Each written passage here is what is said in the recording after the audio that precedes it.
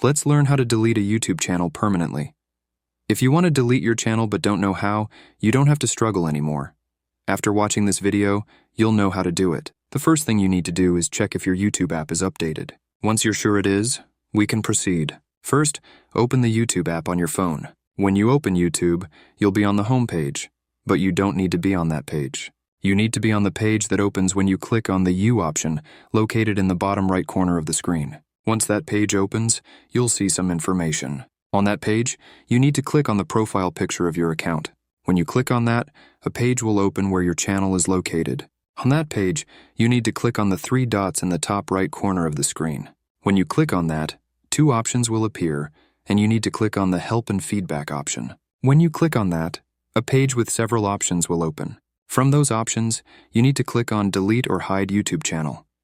When you click on that option, a page will open where you need to scroll down a bit. When you've scrolled down, you need to click on the Delete Your Channel Permanently option. When you click on that, some text will appear explaining all the steps to delete your channel. The first step, as you can see, is to sign in to YouTube Studio. To do that, just click on the blue text YouTube Studio. When you click on that, a page will open where you need to log in. After logging in, click on the Settings option located in the bottom left corner of the screen.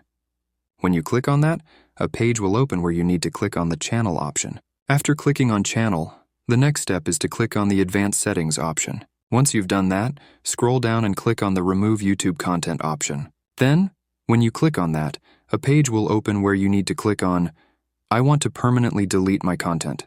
Then select what you want to delete. After doing that, click on the Delete My Content option and that's it. So thanks for watching. See you in the next video.